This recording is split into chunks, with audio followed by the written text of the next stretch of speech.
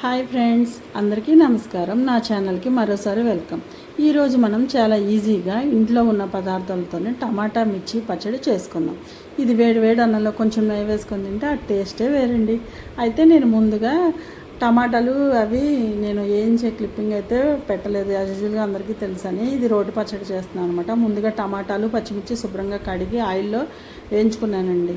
వేయించుకున్న తర్వాత ఒక రోల్ తీసుకొని ఇంకా అందులో మిర్చి పచ్చిమిరపకాయలు వేసి కొంచెం బాగా కచ్చపచ్చగా దంచిన తర్వాత అందులో కొంచెం ఉప్పు, వెల్లుల్లిపాయలు, జీలకర్ర వేసానండి. జీలకర్ర కూడా వేసి ఇది కూడా కొంచెం మెత్తగా కాకుండా కొంచెం కచ్చాపచ్చగా మాత్రమే దంచుకోవాలండి.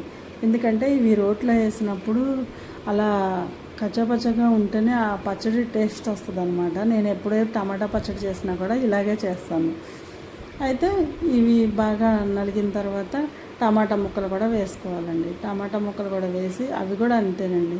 అక్కడ వాటికి జ్యూసీగా ఉంటుంది కండి, కొంచెం ఇలా ప్రెస్ చేసి అవి వేసుకుంటే కొంచెం జ్యూస్ అనేది ప్లేట్లో ఉండి తర్వాత ఆ టమాటా ముక్కలు ఆ మిర్చితో కలిపి మంచిగా ఇలా దంచుకుంటే పచ్చడి మాత్రం చాలా టేస్టీగా ఉంటుందండి. దాన్ని కొంచెం తాలింపు పెట్టుకోవచ్చు, లేదంటే అలాగైనా తిన్నా కూడా చాలా బాగుంటుంది అన్నమాట. ఇది ఇడ్లీల్లోకి, దోశలు, రొట్టెలు, దేంట్లోకి రైస్లో కూడా చాలా బాగుంటుందండి. ఇది బాగా టేస్టీగా ఉండే పచ్చడి అనమాట. అయితే ఈరోజు ఇది నేను లంచ్లోకి చేశానండి. తర్వాత బీన్స్, చిక్కుడుకాయలు కలిపి ఫ్రై చేశానండి ఈరోజైతే. ఇంకా మా లంచ్ అదేనండి. ఇంకేంటండి, నా ఛానల్ కనుక మీకు నచ్చినట్లయితే మీరు కూడా ఇంట్లో తప్పకుండా ట్రై చేసి చూడండి. రెసిపీ నచ్చితే వీడియోకి ఒక లైక్ చేయండి, మీ ఫ్రెండ్స్కి షేర్ చేయండి. ఇలాంటి మరిన్ని ఇంటి వంటల కోసం మన ఛానల్ని సబ్స్క్రైబ్ చేయడం మాత్రం మర్చిపోకండి. ఓకేనా?